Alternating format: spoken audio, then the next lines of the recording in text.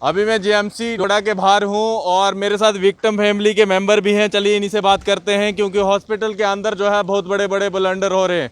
चलिए तस्वीरें दिखा देता हूँ। ये जीएमसी का हॉस्पिटल है जहाँ पर काफ़ी सारे लोग और महिलाएं जो हैं बाहर सीढ़ियों पे बैठी हुई है। जूम करके मेरा कैमरामैन दिखाने की कोशिश भी कर रहा होगा। चलिए विक्टिम फैमिली से हैं, 6 महीने से इनको लटकाया जा रहा है और इन्हीं से पूछते हैं सर क्या हुआ है और सबसे पहले अपना नाम बताएं। देखिए, मेरा नाम सईद नवीद हाशमी है। मैं एक पॉलिटिशियन भी हूँ, एक सोशल वर्कर भी हूँ। बट सबसे बड़ी बात है, मैं ये यहाँ के जो सिस्टम पे आज तक हम नहीं बोलते थे या जब भी बोलते थे ये सोच के बोलते थे कि यहाँ पे ये जो जीएमसी का प्रिंसिपल है ये जम्मू से आया, ये इनसिक्योर फील नहीं करना चाहिए। यहाँ का जो स्टाफ है वो इनसिक्योर फील नहीं करना चाहिए। मगर यहाँ पे जो प्रैक्टिकल धांधलीज आज देखने को मिलती है, हमारा दिल रो पड़ता है। मैं बताता हूँ आपको कि मेरे पास एक एसपीओ आया, उसकी बहन का यूटेरस रिमूव करना था और उस चीज़ के लिए 6 महीने से मैं कंटिन्यूसली डॉक्टर दिनेश्वर जो प्रिंसिपल है यहाँ के, उसको रिक्वेस्ट कर रहा हूँ, सुपरिटेंडेंट डिस्ट्रिक्ट हॉस्पिटल को रिक्वेस्ट कर रहा हूँ। उसको पिलर टू पोस्ट चलाया जा रहा है, उसको प्राइवेट हॉस्पिटल का रास्ता दिखाया जा रहा है।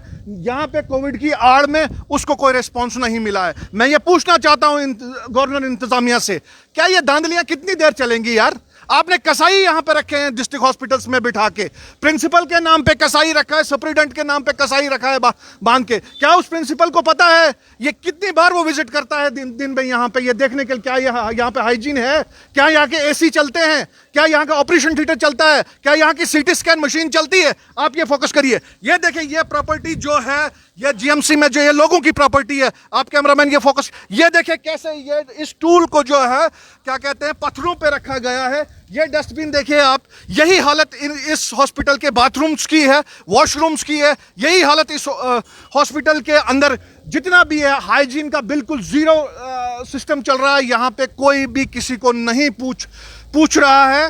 सारा जो अमला है वो करप्ट हो चुका है, सारा सिस्टम पैरालाइज हो चुका है।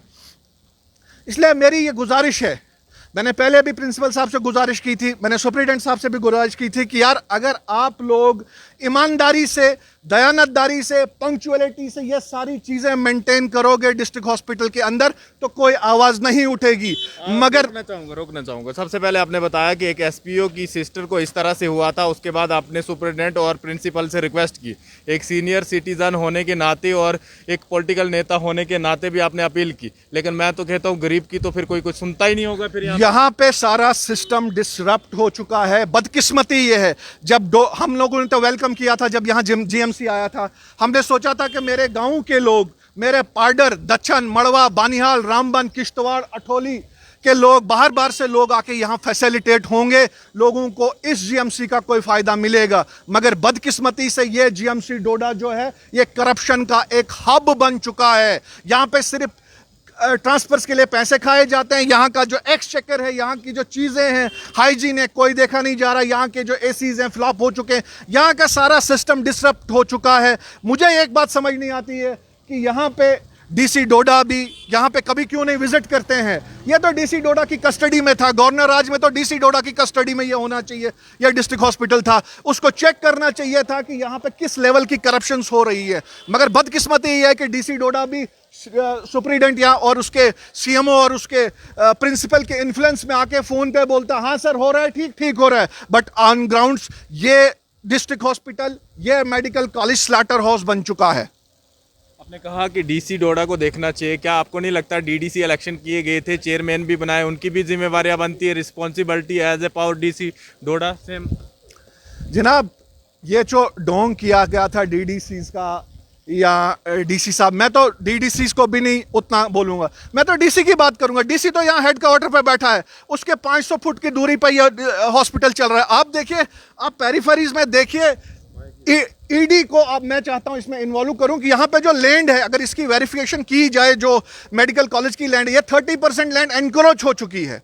क्यों नहीं इस लैंड पे कोई नजर की जाती है? डीसी साहब खुद क्यों नहीं देखते हैं? एसएसपी साहब खुद क्यों नहीं देखते हैं कि ये जो अहाता है डिस्ट्रिक्ट हॉस्पिटल का, गवर्नमेंट मेडिकल कॉलेज का, ऐसा शैबी, ऐसा डिस्टर्ब पूरे स्टेट में कहीं नहीं है मेडिकल कॉलेज जो यहाँ पे। इसके जिम्मेवार कौन है? इसके जिम्मेवार प्रिंसिपल है जो कभी यहाँ आता ही नहीं है। इसके जिम्मेवार सीएमओ साहब है। इसके जिम्मेवार सुपरिटेंडेंट है जो लीव पर जाके दूसरे को इंचार्ज करके यहाँ पे काम चला रहा है। उसके बाद आप देखिए ये डिस्ट्रिक्ट हॉस्पिटल की हालत क्या है। ये कैमरामैन फोकस करो, यहाँ नीचे देखो, उसके ये देखिए, ये मेडिकल कॉलेज है, जिस मेडिकल कॉलेज के लिए करोड़ों रुपया आता है, अरबों रुपया आता है, ये उस मेडिकल कॉलेज की हालत है। इस मेडिकल कॉलेज को करप्शन का अड्डा बना दिया है। मैं आपके माध्यम से एलजी इंतजामिया से रिक्वेस्ट करता हूं, प्लीज यहां पे जो डोडा डिस्ट्रिक्ट के लोग हैं यार, ये जानवर नहीं है, ये भी आपके ही जैसे लोग हैं, जो पूरे हिंदुस्तान में जैसे लोग रहते हैं वैसे ही डोडा डिस्ट्रिक्ट में भी लोग रहते हैं। मगर वजह क्या है, मेडिकल कॉलेज बनने के बाद भी हमारी हामला औरत, हमारी हामला माँ बहन, हमारी प्रेग्नेंट बहन को यहाँ पे ऑपरेशन नहीं किया जाता है, प्राइवेट हॉस्पिटल में भेज के उसका ऑपरेशन करते हैं। यहाँ पे किसी की डेथ हो जाती है, प्राइवेट एम्बुलेंस करनी पड़ती है या फिर आबाविल वालों का सहायता लेनी पड़ती है। क्या इतने मजबूर हो चुके हैं हम लोग कि एम्बुलेंस यहाँ पर चार यहाँ पर पंचर पड़ी हुई है, कोई गंद उठा रहा है, कोई क्या कर रहा है, अगर सवाल उठाते हैं फिर मीडिया पे भी ये सवाल उठाने की कोशिश करते हैं। और सुनिए मेरी बात, मसला ये है कि यहाँ पे हो चुका है who will bell the cat. बोलने वाला भी इसलिए डरता है कि सिस्टम कुछ ऐसा बन चुका है कि अगर आप जेन्युइन डिमांड भी करते हो तो कहीं ना कहीं आपको पुलिस के मसलों में उलझाया जाता है। नहीं तो ये यहाँ पे जो है ये काम डीसी डोडा का था।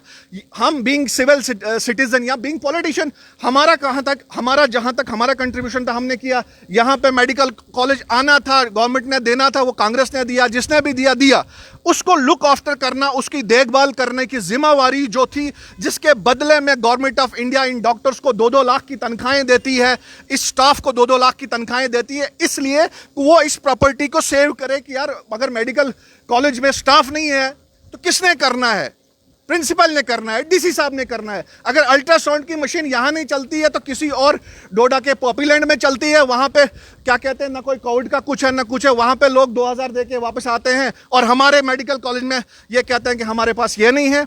उसके बाद रिसेंटली मुझे सुनने में आया गोल्ड कार्ड की बात करते, जो पूरे हिंदुस्तान में मोदी जी ने एक वैक्यूम फैला के रखा है गोल्ड कार्ड।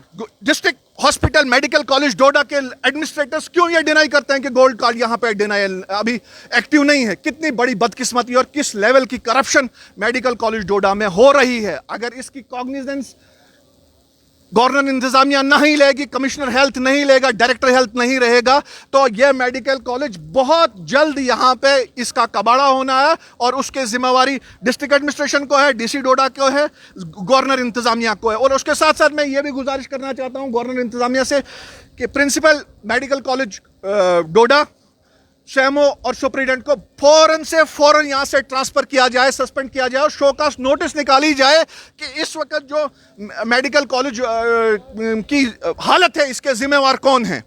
मैं बहसते एक सोशल वर्करिस्ट, बहसते एक पॉलिटिशियन, बहसते एक सीनियर सिटीजन के नाते अपील करता हूं गवर्नर इंतजामिया से कि हम किसी पे एलिगेशंस नहीं लगा रहे हैं।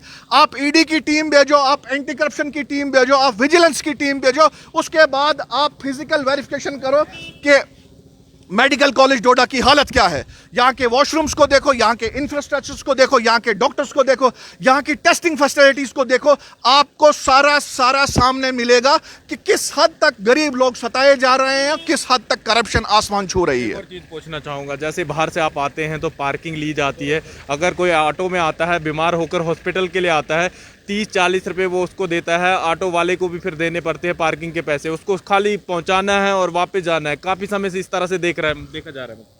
देखिए, जहाँ तक पार्किंग की बात है, जो आप पार्किंग की बात कर रहे हो या ये यार, जब यहाँ पे कोई सिस्टम ही नहीं है। मेडिकल कॉलेज जम्मू के अंदर प्रिंसिपल सुबह भी जाता है और शाम को भी जाता है, वो ये देखता है कि यार मेरा काम क्या, पार्किंग का क्या हो रहा है, अंदर का बाहर का क्या हो रहा है। श्रीनगर के अंदर डॉक्टर सुबह जाते हैं एक बार, शाम को जाते हैं एक बार। मुझे बोलो मेडिकल कॉलेज डोडा के अंदर कितनी बार प्रिंसिपल दिन में आता है, कितनी बार सीएमओ यहाँ पे आता है, कितनी बार सुप्रीडेंट तो लीव डाल के जम्मू में बैठा है, यहाँ पे तो इंचार्ज रखा है किसी आदमी को। यह तो करप्शन का अड्डा बन चुका है यार। यहाँ पे कोई प्रोटोकॉल नहीं है, इस हॉस्पिटल में, इस मेडिकल कॉलेज में कोई प्रोटोकॉल। जब तक न सिस्टम को बदला जाए, यहाँ की मैन बॉडीज को ट्रांसफर किया जाए, सस्पेंड किया जाए, तब तक मेडिकल कॉलेज डोडा राम भरोसे है और कुछ नहीं है।